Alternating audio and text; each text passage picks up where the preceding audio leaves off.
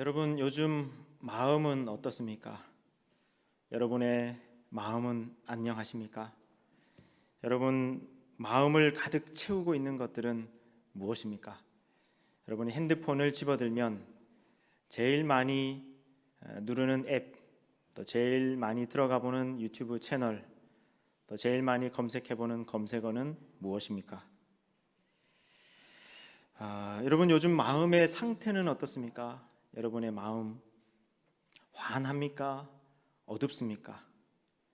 냉랭합니까? 뜨겁습니까? 공허합니까? 충만합니까? 어지럽습니까? 아니면 잘 정돈되어 있습니까? 요즘 여러분의 마음은 어떻습니까? 여러분 성령 받아야 합니다. 성령 받는 것이 중요합니다. 성령을 이미 받은 사람은 매일 성령 충만해야 합니다. 성령 받는 것이 기독교 복음의 요체입니다. 성령이 새 언약의 핵심입니다. 우리가 구약, 옛 언약, 신약, 새 언약이라고 나뉠 때 그 구약과 신약이 나뉘는 결정적인 지점이 바로 성령입니다. 성령을 받으면 많은 변화가 일어납니다. 성령님은 우리를 새로운 차원의 삶으로, 더 높은 차원의 삶으로 우리를 인도하십니다. 성령 받은 사람, 성령 충만한 사람, 성령으로 사는 사람에게는 많은 변화가 일어납니다. 성령으로 사는 사람에게 일어나는 좋은 변화들이 한두 가지가 아닙니다. 그 많은 변화들 중에 오늘은 첫 번째입니다. 성령으로 사는 사람에게 일어나는 변화, 첫 번째는 마음의 변화입니다. 성령으로 사는 사람은 마음의 변화가 일어납니다. 여러분 사실 마음보다 더 중요한 것은 없지요. 모든 것이 마음 먹기에 따라 달려있지 않습니까? 모든 일이 마음에서 비롯됩니다. 그래서 성경은 모든 지킬 만한 것들 중에서 내 마음을 지키라. 생명의 근원이 이에서 남이니라 말씀합니다. 마음이 생명의 근원이다. 마음이 우리의 인생을 규정한다라고 말씀합니다. 그만큼 마음이 중요합니다. 그런데 또 사람 마음처럼 연약한 것도 없습니다. 사람의 마음은 수시로 변합니다. 조석변개라는 말이 있죠. 아침 저녁으로 우리의 마음이 달라집니다. 화장실 들어갈 때 나올 때 마음이 달라집니다. 작심삼일 되기 너무 쉽습니다. 운동해야지, 성경 일독해야지, 기도해야지, 독서해야지, 많은 작심을 하지만은 3일 만에 흐지부지 되는 것이 일수입니다. 여러분 운동하면은 좋은 것 모르는 사람 누가 있습니까? 운동해야지. 근육이 많아지면 좋은 것 모르는 사람이 누가 있습니까? 운동해야지 아무리 다짐해도 또 며칠 지나면은 흐지부지 되고 중단되는 경우가 많습니다. 다이어트가 좋다. 다이어트 하면은 우리가 건강해진다. 좋은 것 모르는 사람 누가 있습니까? 그래서 다이어트 해야지 했다가도 맛있게 먹으면 0칼로리다.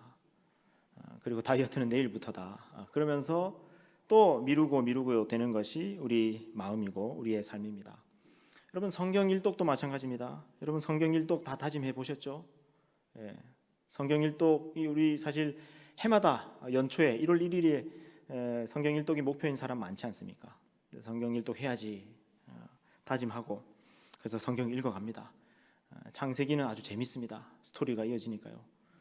그래서 올해는 성경 일독 할 것 같습니다. 출애굽기 넘어갑니다. 출애굽기도 재밌어요. 전반부에 막 홍해 가르고 만나 메추라기 내려오고 막 불기둥 인도하고 하니까 재밌습니다. 스펙타클합니다. 그런데 이 출애굽기 후반부에 가면요 성막을 짓기 시작합니다. 그러면서 조각목이 몇 규빗이고 또 홍색, 자색, 청색 실을 어떻게 꼬고 뭐 이러는 치수가 나오기 시작하는 순간부터 야 이거 도대체 몇 페이지 남았나 하면서 뒤로 이렇게 뒤지고 보고 주여 몇 페이지 남았습니까? 겨우겨우 읽어갑니다. 막 인내하면서 겨우 출애굽기 다 읽고 넘어가니까 뭐가 있습니까?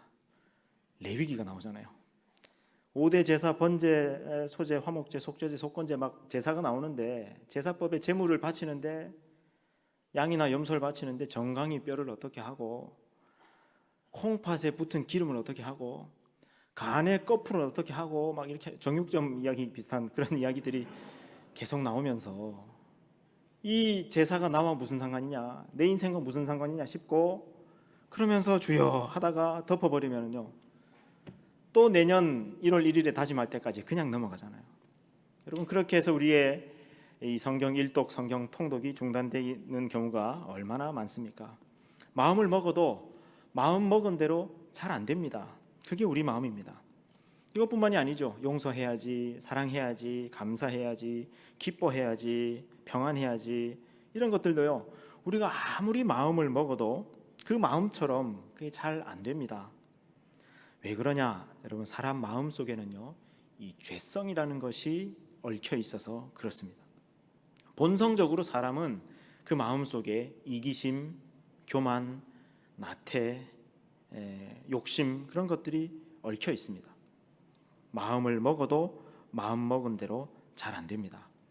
그래서요, 여러분 사람들은 저마다 자기 마음을 다스리기 위해서 열심히 노력합니다. 마음을 어떻게 하면 잘 다스릴까 하면서 종교도 많이 생겨나요. 불교가 대표적인 경우인데 여러분 불교는 이런 겁니다. 왜 이렇게 이 세상에 고통이 많으냐? 왜 이렇게 불행이 많으냐? 결국 각 사람의 마음속에 있는 욕심 때문이다. 그래서 이 욕심을 죽여야 된다. 욕심을 버리기 위해서 도를 닦고 또 수행을 합니다. 마음속에서 일어나는 이 욕심, 이기심, 나태 이런 것들을 이겨내기 위해서 어떤 경우는 고통스러운 수행을 하기도 합니다. 어떤 사람들은 면벽 수행을 하기도 하고 어떤 그 성철 스님 같은 경우는요 8년 동안 한 번도 이 등을 대고 눕지 않고 잠도 앉아서 자고 여러분 8년 동안 어떻게 그렇게 하겠습니까? 근데 그렇게 고행을 해서 마음을 다스리려고 했던 그런 스님들도 있습니다. 대단하지 않습니까? 왜 이런 수행을 합니까? 마음을 닫기 위해서, 마음을 다스리기 위해서. 여러분 사람이 자기 마음을 잘 다스릴 수 있다 그러면, 마음을 잘 관리할 수 있다 그러면, 그리고 마음 먹은 대로 잘 할 수 있다 그러면 여러분 그거보다 더 위대한 것, 귀한 것이 어디 있겠습니까? 그래서 성경은요 잠언에서 이렇게 말씀합니다. 잠언 16장 32절인데요. 우리 화면을 보시면서 같이 한번 읽겠습니다. 시작. 노하기를 더디하는 자는 용사보다 낫고 자기의 마음을 다스리는 자는 성을 빼앗는 자보다 나으니라. 아멘. 자, 노하기를 더디하고 화를 잘 참고 다스리고 또 자기 마음을 다스리는 자가 있다면 그 사람은 성을 빼앗는 것보다, 성을 차지하는 것보다 더 귀하다, 더 좋다 말씀합니다. 여러분 사람 마음이 전쟁터입니다. 모든 것이 우리 마음에서부터 일어나고 비롯되는데 우리 마음이 참 쉽지가 않습니다. 우리 마음이 우리 마음대로 되지 않는 겁니다. 여러분 그래서 예레미야서 17장 9절은 이렇게 말씀합니다. 예레미야 17장 9절 화면을 보시면서 같이 읽겠습니다. 시작. 만물보다 거짓되고 심히 부패한 것은 마음이라. 만물보다 거짓되고 심히 부패한 것이 마음이라고요. 이 마음이 마음대로 안 되는 거예요. 왜 그러냐? 사람 마음 속에는 기본적으로 이 죄성이라는 것이 얽혀 있어서 그렇습니다. 그래서 사람은 본성적으로 악하고 게으르고 이기적이고 욕심 많고 그런 존재입니다. 그래서 여러분 안 좋은 것들은요 막 노력하지 않아도 돼요. 그냥 내버려 두면 안 좋은 쪽으로 그냥 흘러가요. 근데 좋은 것들은 우리가 노력해야 되는 것들이 많습니다. 그죠? 여러분 감사하는 거, 기뻐하는 거, 예배 드리는 거, 기도하는 거, 성경 읽는 거, 운동하는 거, 뭐 이런 것들은 노력해야 되는 겁니다. 근데 안 좋은 것들, 게으른 거, 여러분 게으른 걸 노력해야 됩니까? 게으른 걸 기도해야 됩니까? 게으른 걸 다짐해야 됩니까? 그냥 내버려 두면 그냥 그쪽으로 가요. 그게 우리 마음이라고요. 이 죄성이라는 것이 얽혀 있는 우리 사람의 마음입니다. 그래서 여러분 하나님의 말씀도 그렇습니다. 하나님의 말씀, 여러분 이 성경 말씀이 얼마나 옳습니까? 얼마나 진리입니까? 그래서 이 말씀이 옳고 그래서 하나님 말씀대로 살고 싶고 하나님 말씀에 순종하고 싶은 마음이 있는데 여러분 그게 잘 됩니까? 안 됩니까? 잘 안 되잖아요. 왜 그러냐? 내 마음속에 악이라는 것이, 죄라는 것이 얽혀 있기 때문에 그렇습니다. 여러분 로마서 7장 말씀을 한번 보십시오. 로마서 7장입니다. 21절 말씀인데, 자 21절에 이렇게 되어 있습니다. 그러므로 내가 한 법을 깨달았느니 곧 선을 행하기 원하는 나에게 악이 함께 있는 것이로다. 여러분 보십시오. 선을 행하려는 마음이 내게 있어요. 근데 그에 반대되는 악이 내 속에 있어가지고 이 둘이 싸우고 있다는 겁니다. 내 속에서. 그죠? 근데 언제나 선을 행하려는 이 내 마음보다도 이 악이, 게으름이, 그다음에 이기심이, 욕심이, 교만이, 이런 마음이 힘이 더 커가지고 이기기가 쉽더라는 겁니다. 그게 잘 안 되더라는 겁니다. 자, 우리 마음 속에 선을 행하려는 마음이 있고 또 그에 반하는 악이 함께 있다. 22절입니다. 22절. 내 속 사람으로는 하나님의 법을 즐거워하되 내 지체 속에 한 다른 법이 있어서 내 마음의 법과 싸워 내 지체 속에 있는 죄의 법으로 나를 사로잡는 것을 보는도다. 예. 여러분 우리 마음이 이런 겁니다. 한 다른 법이 있다는 거예요. 내가 하고자 하고 내가 다짐하고 하는 내가 마음 먹는 그 마음과 반대되는 죄, 악 이런 것들이 내 속에 있더라는 겁니다. 여러분 그래서요 우리 마음이 이런 거 있습니다. 우리가 하려고 하던 것도 누가 하라 그러면 하기 싫어요. 그죠? 그리고 하지 마라, 누가 하지 마라 그러면요 괜히 또 하고 싶은 그런 마음이 생기는 겁니다. 이게 죄의 반발심이라는 건데, 여러분도 그런 경험 있지 않습니까? 학창 시절에 내가 그 공부 안 하고 너무 놀았던 거예요. 그래서 너무 놀았다, 내가 양심상 나도 공부 좀 해야 되겠다 이래가지고 모처럼 내가 마음 먹고 공부 좀 하려고 집에 책상 정리도 하고 이제 공부 좀 하려고 하는데 엄마가 문을 열고 들어오면 야, 너 공부 좀 해라 그러면요 공부하려고 하다가도 하기 싫잖아요. 에이 안 할 거야 그러면서 안 하려는 마음이 생깁니다. 하라 그러면 하기 싫고 하지 마라 그러면 괜히 하고 싶은 그런 죄의 반발심이, 죄와 얽혀있는 반발심이 우리 안에 있다는 겁니다. 여러분 로마서 7장 8절 말씀인데 우리 같이 한번 보겠습니다. 같이 읽겠습니다. 시작. 그러나 죄가 기회를 타서 계명으로 말미암아 내 속에서 온갖 탐심을 이루었나니 이는 율법이 없으면 죄가 죽은 것임이라. 아멘. 여러분 이게 무슨 뜻이냐면 계명이 오기 전에는, 율법이 오기 전에는, 즉 하라 하지 말라 하는 게 오기 전에는 전혀 유혹이 안 되던 것이 하지 말라 하니까 괜히 하고 싶은 거예요. 그런 유혹이, 그런 죄성이 우리 안에 작동되더라는 겁니다. 그래서 율법이 없으면 죄가 죄로서 하지 않을 텐데 오히려 하라 하지 마라라고 하는 말씀이 오니까 내 속에서 하기 싫다 혹은 에이 해버리고 싶다 이런 마음이, 죄의 마음이 내 안에서 생겨나게 되더라는 겁니다. 그래서 여러분 이런 경우도 있죠. 어릴 때 왜 그 엄마가 야 이거 그 손님 오시면 먹어야 되니까 너 먹으면 안 된다 하면서 그 딸기를 아주 정말 잘 익은 딸기를 씻어가지고 이거를 냉장고에다가 이제 넣어놓는 거예요. 너 이거 먹으면 안 된다. 이거 손님 오면 드려야 된다. 여러분 그 전까지는요 딸기가 있는지 없는지 딸기가 냉장고 안에 있는지 없는지 아무 관심이 없었어요. 근데 엄마가 냉장고에 딸기 있다, 딸기 너 먹으면 안 된다 하는 순간 냉장고에 딸기, 이게 마음속에서 생각이 되는 겁니다. 먹고 싶은 마음이 생기는 거예요. 그래서 냉장고 문을 열어봅니다. 열어보면요 엄마가 먹지 말라 안 했으면 그 딸기가 그렇게 탐스럽지도 않았을 거예요.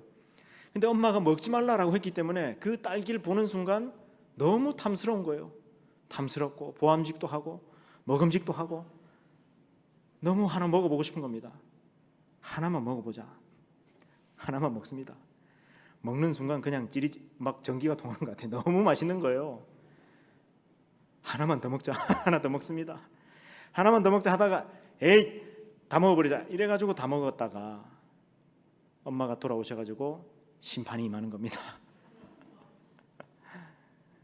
여러분 그게 우리 마음이에요. 하지 마라라고 하는 것이 있기 전에는 탐심이라는 것이 생겨나지 않는데 하지 마라 하니까 하고 싶은 그런 마음이 생깁니다. 하라 그러면은 또 하기 싫고요. 이게 죄성이 얽혀있는 우리 마음입니다. 여러분 그래서 이 구약 시대에 하나님의 율법이 이스라엘 백성들에게 주어졌어요. 여러분 율법 읽어보셨습니까? 레위기 읽어보셨습니까? 이 레위기 율법이 얼마나 옳습니까? 얼마나 진리입니까? 얼마나 완벽하고 얼마나 완전합니까? 근데 이 완벽하고 완전한 율법이 주어졌는데 이스라엘 백성들이 이 율법은 분명히 옳은데 이 율법을 순종하는, 이 율법대로 살아가는 것에 실패했다는 겁니다. 오히려 이 옳은 율법이 주어지니까 하라 하지 마라라고 하는 하나님의 명령이 주어지니까 못하겠다 하면서 이 율법을, 이 언약을 깨트리게 되었다는 겁니다. 그래서 이 언약을 깨트리니까 어떻게 됩니까? 하나님의 재앙이 임하는 거죠. 심판이 임하는 거죠. 그래서 이스라엘 백성들이 역사 속에서 그런 일이 있었습니다. 지금으로부터 약 2500년 전쯤에 이스라엘 민족이 하나님의 이 언약 율법을 깨트려 가지고 재앙을 받습니다. 그 재앙이 뭐였냐면은 바벨론의 포로 잡혀가는 거였어요. 나라가 완전히 망해버리고 모든 이스라엘 민족들이 다 포로 잡혀가지고 바벨론에 끌려간 거예요. 율법을, 언약을 깨트림으로 하나님의 심판을 자초한 결과였습니다.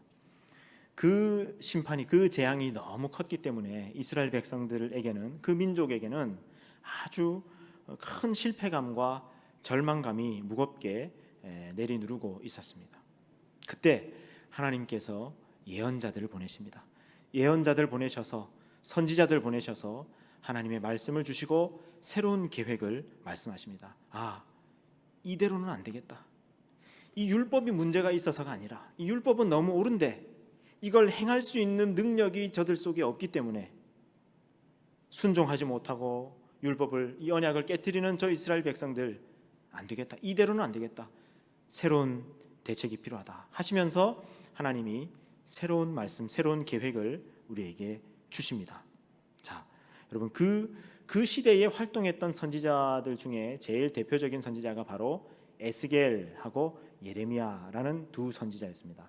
그 두 선지자에게 하나님께서 비슷한 말씀을 주시는데, 여러분 지금 찾는 성경 구절은 아주 중요한 성경 구절입니다. 그래서 여러분이 반드시 찾아서 줄을 긋고 동그라미 하면 좋겠습니다. 먼저는 에스겔서입니다. 에스겔 11장입니다. 에스겔 11장. 잠깐 시간을 드리겠습니다. 성경책이 있으신 분은 찾아보시고, 또 온라인으로 예배 드리시는 분들도 성경책을 찾아서 보시겠습니다. 에스겔서, 에스겔 11장입니다.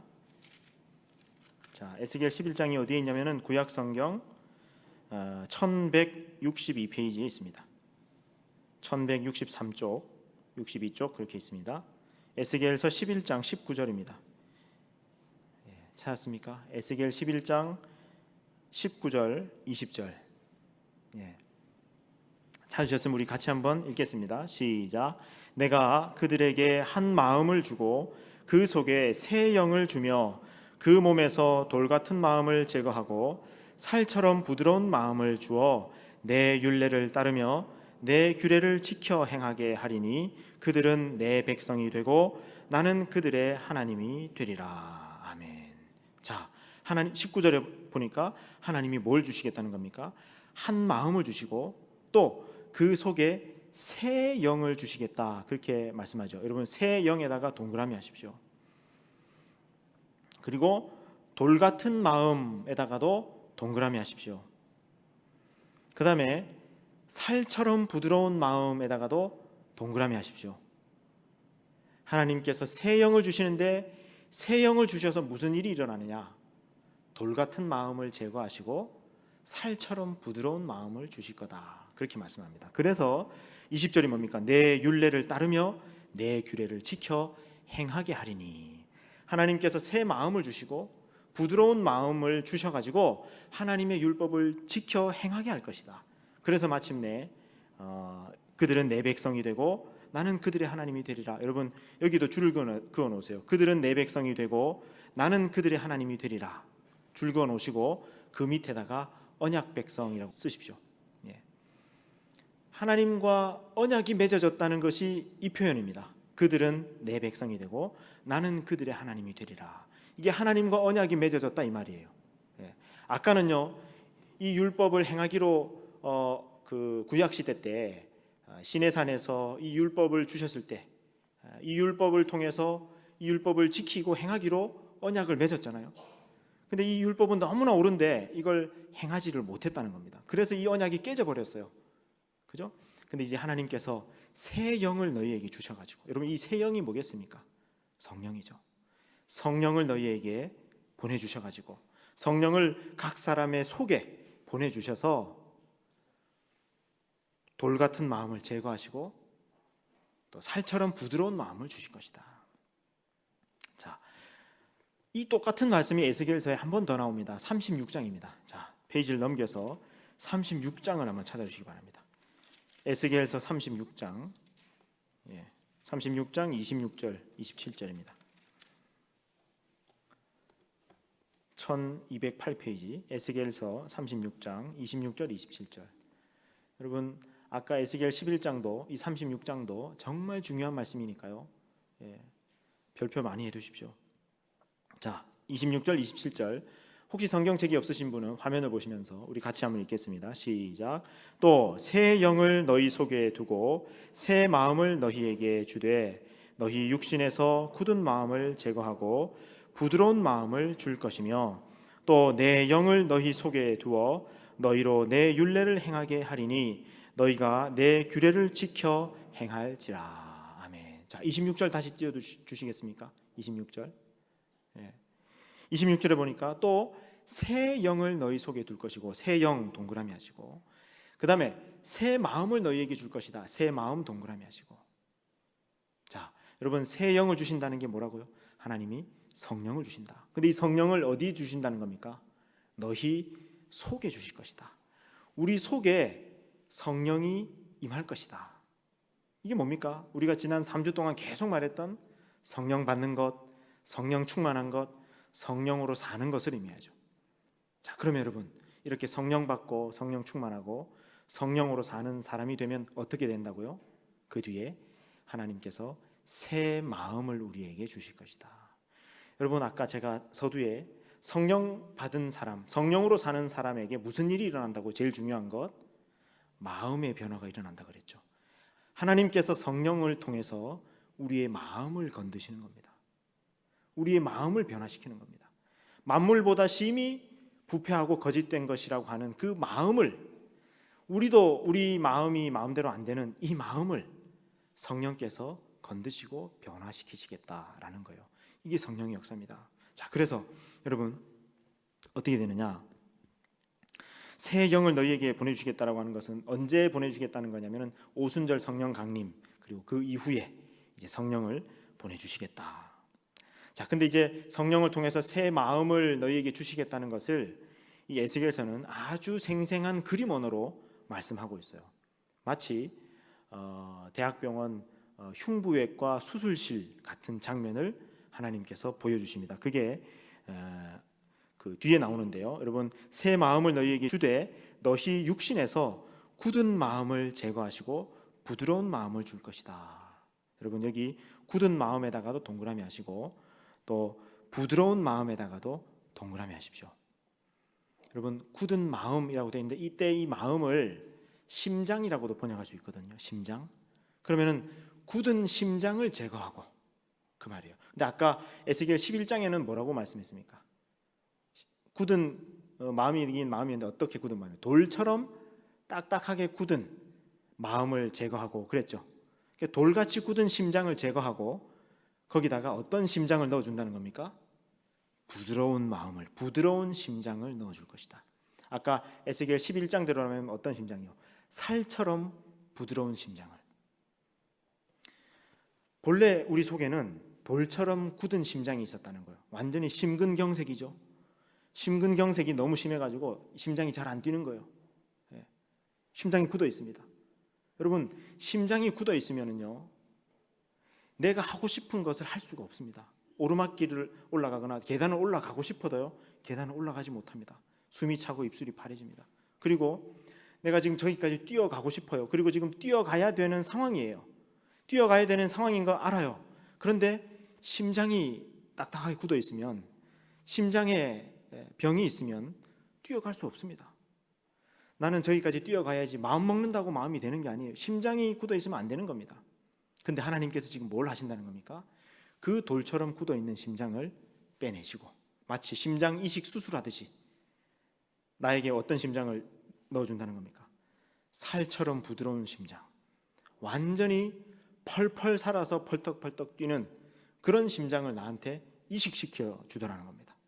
그럼 여러분, 내가 심장을 그런 심장으로 이식받으면 어떻게 됩니까? 아까 그 심근경색이 있는 사람이었더라도 살처럼 부드러운 심장 이식받으면 어떻게 돼요? 뛰어다니는 거죠. 그러면서 이제는 자기가 원하는 바를, 그리고 다짐했던 바를, 또 하고자 하는 바를, 하나님의 말씀을 순종할 수 있는 능력이 그 속에 생겨나게 되더라라는 것입니다. 여러분, 이 그림을 잘 기억하십시오. 심장 이식 수술을 성령이 우리에게 임하시면, 성령으로 충만하게 되면, 우리가 성령으로 살아가게 되면 마치 심장 이식 수술을 하듯이 하나님께서 우리의 마음을 바꾸어 주시겠다는 겁니다. 성령은 우리의 마음을 변화시킵니다. 그래서 예전에는 내가 하나님 말씀에 순종해야지, 하나님 말씀대로 살아야지, 죄를 짓지 않아야지 다짐해도 그게 잘 안 됐는데 하나님이 심장을 바꿔주셔가지고 마음을 바꿔주셔가지고 이제 그게 가능하게 되더라라는 겁니다. 여러분, 이것이 새 언약의 핵심입니다. 여러분, 구약, 옛 언약, 신약, 새 언약이 결정적으로 나뉘어지는 지점이 바로 이겁니다. 예레미야서 31장입니다. 예레미야 31장, 여러분 화면을 통해서 보시겠습니다. 예레미야 31장 31절부터 33절까지의 말씀인데요, 우리 같이 읽겠습니다. 시작. 여호와의 말씀이니라. 보라, 날이 이르리니 내가 이스라엘 집과 유다 집에 새 언약을 맺으리라. 여러분 잠깐만요. 새 언약이죠. 내가 날이 이르면은 새 언약을 너희와 맺을 것이다. 옛 언약은 어땠다는 겁니까? 옛 언약은 하나님이 이스라엘 백성들 출애굽해가지고 시내산에서 율법을 주시면서 십계명 두 돌판에 적어주시면서 이것을 지키기로 나와 약속하자 하면서 맺었던 그 언약이, 그게 옛 언약이에요. 근데 그게 안 되니까 이제 하나님께서 새 언약을 맺겠다 하신 겁니다. 그 새 언약이 뭐냐? 32절입니다. 32절. 자, 이 새 언약은 내가 그들의 조상들의 손을 잡고 애굽 땅에서 인도하여 내던 날에 맺은 것, 그 시내산에서 십계명 돌판에 새겨 주시고 하던 그 언약과 같지 아니할 것은 내가 그들의 남편이 되었어도 그들이 내 언약을 깨뜨렸음이라. 여호와의 말씀이니라. 여러분, 옛 언약은요, 하나님과 시내산에서 맺었던 언약은 마치 결혼 언약처럼 남편과 아내 사이에 맺어졌던 그런 언약이었다는 겁니다. 근데 여러분, 남편과 아내가 결혼 언약이 맺어져 있을 때는 부부이지만은 이혼을 하게 되면 한쪽에서 그 언약을 깨뜨리게 되면 어떻게 됩니까? 완전히 남남이 돼버리는 거죠. 근데 옛 언약은 그랬다는 겁니다. 마치 남편과 아내 사이에 맺었던 그 언약처럼 한쪽에서 일방적으로 언약을 깨뜨려 버리면은 그는 그냥 깨지고 말아 버리는 거예요. 그래서 이제 하나님께서 이 옛 언약으로는 안 되겠다 하면서 새 언약을 주셨는데, 그 새 언약이 뭐냐? 33절입니다. 여러분, 33절이 결정적으로 중요합니다. 예레미야 31장 31절 그리고 33절 말씀에 여러분 별표를 500개 해둬야 됩니다. 33절 말씀 우리 같이 읽겠습니다. 시작. 그러나 그날 후에 내가 이스라엘 집과 맺을 언약은 이러하니 곧 내가 나의 법을 그들의 속에 두며 그들의 마음에 기록하여 나는 그들의 하나님이 되고 그들은 내 백성이 될 것이라. 여호와의 말씀이니라. 아멘. 나는 그들의 하나님이 되고 그들은 내 백성이 될 것이라. 여러분, 이게 뭐라 그랬습니까? 언약 백성이라는 거죠. 하나님 백성 사이에 언약이 다시 회복됐다는 것을 뜻하는 표현입니다. 근데 어떻게 해서 그렇게 됐느냐? 내가 나의 법을 그들의 속에 둘 것이다. 그들의 마음에다가 이 율법을 기록할 것이다 말씀합니다. 여러분, 옛날에는요, 이 율법이 어디에 기록되어 있었습니까? 십계명 돌판에 기록되어 있었고, 또 양피지 두루마리에 기록되어 있었고, 파피루스 종이에 기록되어 있었는데, 여러분, 그렇게 밖에 있던 이 율법의 말씀이 너무 옳은 건데 이걸 행하고 순종하는 것이 안 됐다 그랬잖아요, 옛 언약의 시대에는. 그래서 하나님께서 이걸 어떻게 하시겠다는 겁니까? 이제 이거를 밖에 있는 것을 행해라라고 하시지 않고 이 하나님의 말씀을 우리 마음에다가 새겨주시겠다. 말씀하세요.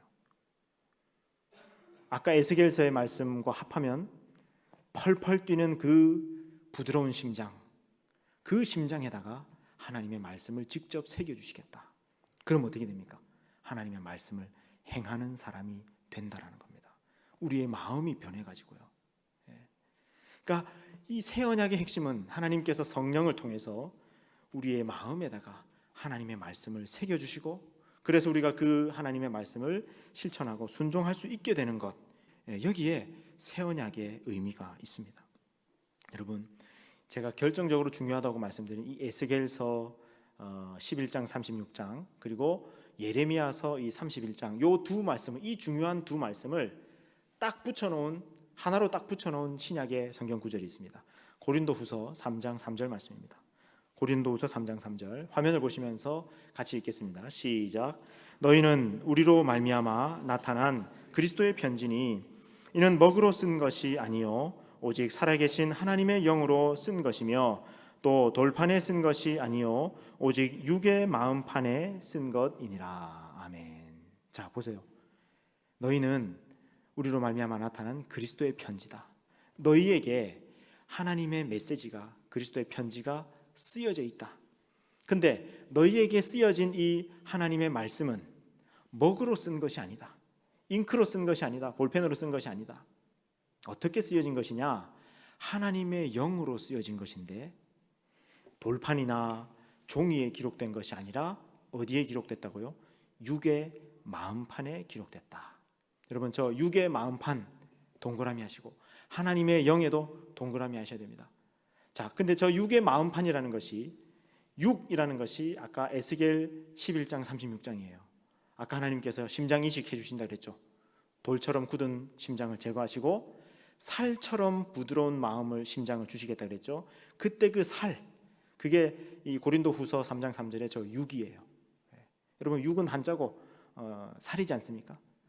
저 살 같은 부드러운 그 마음을 우리에게 주실 것인데, 예레미야서 31장 그럼 뭐냐면은 마음판이라는 거예요. 마음판에 기록해 두시겠다라는 것이 예레미야 31장이에요. 그러니까 저 육의 마음판, 저 밑에다가 에스겔 11장 36장 그리고 예레미야 31장, 이 중요한 두 구절이 저 한 단어 안에 들어가 있는 겁니다. 육의 마음판이라는 단어에. 그래서 이제 어떻게 되느냐? 오늘 본문 말씀인데요. 여러분, 로마서 8장 말씀, 우리 오늘 본문 말씀을 화면을 통해서 한번 보시겠습니다. 자, 그러므로 이제 그리스도 예수 안에 있는 자에게는 결코 정죄함이 없다. 예수 그리스도 안에 있는 자, 성령 받은 자, 성령 충만한 자, 성령으로 살아가는 자에게는 결코 정죄함이 없다. 왜냐? 그리스도 예수 안에 있는 생명의 성령의 법이 죄와 사망의 법에서 너를 해방하였습니다. 여러분, 아까는 성령 받기 전에는, 성령 충만하기 전에는, 성령으로 살아가기 전에는 어땠다고? 우리의 마음속에 뭐가 있다고요? 죄의 법이 있다고요. 그 죄성이 있어가지고 내가 하나님 말씀대로 살아가는 것이 안 됐는데, 이제 거기서 해방돼가지고, 그 죄의 법에서 내가 해방돼가지고 생명의 성령의 법이 내 마음을 지배하기 시작한다. 그러므로 그리스도 예수 안에 있는 자는 결코 정죄할 수 없다. 3절 4절입니다. 3절, 율법이 육신으로 말미암아 연약하여 할 수 없는 그것을 하나님은 하시나니. 여러분, 그랬잖아요. 구약의 사람들은 율법이 옳은 것은 맞지만은 그 옳은 율법을 행할 수 없어서 언약이 깨어졌던 그것을 하나님께서는 이제 하시겠다는 겁니다. 이제 성령을 통해서 우리의 마음을 변화시켜서 하나님의 말씀을 순종할 수 있게 하셨다. 여러분, 4절입니다. 4절은 같이 읽겠습니다. 시작. 육신을 따르지 않고 그 영을 따라 행하는 우리에게 율법의 요구가 이루어지게 하려 하심이니라. 아멘. 저기 줄을 그어놓으십시오. 영을 따라 행하는 우리에게 율법의 요구가 이루어지게 하려 하심이라. 여러분, 이제는요, 성령 받은 사람, 성령 충만한 사람, 성령으로 사는 사람은, 이 로마서 말씀대로 영을 따라 행하는 사람은 율법의 요구가 이루어지게 됩니다. 하나님 말씀대로 행할 수 있게 되는 겁니다. 성령으로 사는 사람은 죄를 이길 수 있습니다. 성령으로 사는 사람은 하나님의 말씀을 행할 수 있습니다. 여러분, 구약시대 모세로부터 말라기까지 1000년 동안 그 율법의 요구가 이루어지지 못했는데, 이제 우리가 예수님을 믿고 성령을 받아서 성령 충만한 사람으로, 또 성령의 사람으로 우리가 살아가게 되면 우리의 마음이 바뀌어서, 우리의 마음이 변화되어서 이제 하나님의 말씀을 행할 수 있게 되었다라는 겁니다. 여러분, 이게 복음입니다. 이게 복음이에요. 여러분, 복음은 내가 아무렇게나 살아도 다 괜찮다, 그래서 복음이 아니라, 여러분, 그런 복음은요, 값싼 은혜, 변질된 복음, 구원파 이단이나 하는 이야기예요. 내가 아무렇게나 살아도 예수만 믿으면 구원받는다, 그래서 복음입니까? 그런 복음은 없습니다. 왜 복음이냐? 여러분, 이제는 내가 하나님 뜻대로 살려고 하면 살 수 있고, 율법의 요구가 이루어지게 되고 하나님 말씀대로 살아갈 수 있게 된 것. 예전에는 내가 아무리 다짐해도 내가 내 마음이 내 마음대로 되지 않아서 안 됐던 건데, 성령을 받게 되면 마음이 변해서 심장이 바뀌어서 하나님 말씀대로 살아갈 수 있게 되었다. 이게 복음입니다. 여러분, 복음은 절대로 하향 평준화가 아닙니다. 오히려 율법이 요구하는 것보다 훨씬 그 이상을 하게끔 하는 것, 그것이 성령이고 복음입니다. 지금 우리는 구약 시대가 아닙니다. 성령을 받고 이 복음의 시대를 살아갑니다. 여러분, 하나님의 복음을, 예수 그리스도의 복음을 값싼 복음, 값싼 은혜가 되지 않게 하십시오. 더욱 성령 충만하십시오. 그래서 하나님 말씀을 행하면서 살아가는 저와 여러분 되시기를 우리 주님의 이름으로 축원합니다. 제가 성령을 받고 성령 충만하고 성령으로 살아갈 때 하나님께서 제 마음을 어떻게 바꾸셨는지, 제 얘기를 드려서 죄송합니다만, 하나님께서 어떻게 마음을 건드시는지, 마음을 변화시키시는지를 알 수 있는 예가 되는 부분이어서 제가 말씀을 드리려고 합니다. 여러분, 제가 한동안 그 대학 다닐 때 성경에 푹 빠져 있을 때가 있었다 그랬잖아요. 그렇게 성경에 푹 빠져 있을 때 밤을 새서 성경 공부해도 피곤한 줄 모르고 재밌게 성경 공부하던 때가 있었습니다. 근데 하루는 제가 낮잠을 자고 일어났는데, 그때가 한 오후 3시쯤 됐습니다. 한 2시간 낮잠을 잘 자고 아주 개운하게 깨어났는데, 갑자기 하나님의 마음이 이심전심으로 제게 전해진 겁니다. 그건 이심전심이라는 표현이 딱 맞아요. 뭐 어떻게 설명이 안 돼요. 갑자기 하나님의 마음이 제게 훅 들어와서 하나님의 마음이 느껴지면서 제가 한 낮잠 자고 일어나가지고 2시간 동안 엉엉 통곡했던 적이 있습니다. 그게 뭐냐면, 그 마음이 어떤 마음이었냐면, 하나님이 아파하시는 마음, 괴로워하시는 마음. 이 사람이 마음대로 안 돼가지고, 여러분, 사람이 인격이잖아요. 자유의지를 지닌 인격이잖아요. 하나님이 그렇게 능력 많으시고 전능하신 하나님이시지만 사람이 인격적인 존재이기 때문에, 자유의지를 지닌 존재이기 때문에 전능하신 하나님도요, 사람은 마음대로 안 되시는 거예요. 그래서 하나님이 애를 태우시고, 성경을 이렇게 주셔도 사람들이 성경 잘 안 읽죠. 읽어도 이기적으로 읽죠. 부분적으로 읽죠. 그래서 성경이 이렇게 있지만, 사람들의 손에 들려 있지만, 여전히 하나님의 마음은, 하나님의 심정은 이 성경 안에 갇혀 있는 채로 있어서 애가 타고 마음 아파하시는 하나님의 심정이 제게, 그냥 그 아파하시는 하나님의 마음이 전해져 가지고요, 그 아픈 하나님의 마음 때문에 제가 2시간 동안 엉엉 통곡했습니다. 근데 제가 울면서도요, 왜 울고 있나, 내가 낮잠 잘 자고 일어나가지고 왜 울고 있나, 제 이성은 깨어 있잖아요. 설명이 안 되는 겁니다. 근데 그 하나님의 마음이 전해져서 너무 마음이 아파서 계속 울다가 이제 눈물을 씻을 때쯤 하나님께서 말씀하시는 겁니다. 세미한 음성처럼, 그래, 내 이 마음을, 답답하고 아픈 이 마음을 사람들에게 전해지지 않고 알려지지 않고 여전히 성경 속에 덮여 있고 갇혀 있는 내 마음을, 내 뜻을 사람들에게 알려주고 가르쳐주는 일을 네가 좀 해줄래? 그렇게 2시간 동안 하나님 마음, 아픈 마음 주시고 내가 2시간 동안 막 통곡하게 하셔놓고 그렇게 부르시면 제가 뭐라 그러겠습니까? 알겠습니다.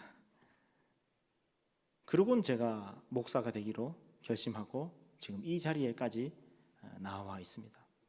제가 근데 그때 응답하면서 제가 하나님 앞에 그랬습니다. 하나님, 또 이런 식이십니다. 하나님 마음 이렇게 부어 주셔놓고, 하나님 아픈 마음 제게 이렇게 가득 부어 주셔놓고 저를 부르시면 제가 어떻게 하겠습니까? 그러면서 제가 하나님의 부르심에 응답해서 지금도 이 사역을 하고 있습니다. 여러분, 제가 틈만 나면 어떻게 해서든지 간에 하나님 말씀을 가르쳐야지 하는 열정이 제 속에 좀 있는 것 같지 않습니까? 왜 그러냐? 하나님께서 처음 부르실 때 제 소명이었거든요, 그게. 그래서 지금도 어떻게 하든 하나님의 마음이, 하나님의 뜻이 사람들에게 전달되도록 하는 사역을 최선을 다해서 하려고 합니다. 이것이 저의 사명이고요. 여러분, 하나님께서는 이처럼 우리의 마음을 건드시고 우리에게 마음을 부어주시고 우리의 심장을 바꾸십니다. 여러분, 그렇게 되면요, 제가 이거는 내가 성경 공부해야지, 성경 1독해야지, 2독해야지 하는 것을 제가 뭐 다짐해가지고 억지로 하는 것이 아닙니다.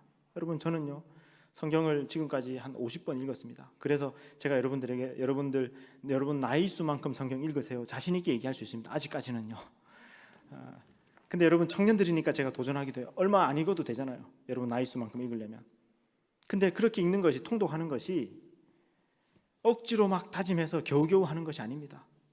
하나님 말씀을 알고 읽고 깨닫는 것이 너무 기뻐서 하게 되는 거예요. 어떻게 이런 일이 일어난다고요? 마음을 바꿔주셔서, 심장을 바꿔주셔서 이런 일이 일어납니다. 여러분, 여러분에게도 하나님께서 성령으로 역사해 주셔서, 성령 충만하게 해주셔서 성령으로 살아가는 사람, 하나님 주시는 새로운 심장으로, 새로운 마음으로 살아가시는 하나님의 사람들, 영의 사람들 다 되시기를 우리 주님의 이름으로 축원합니다.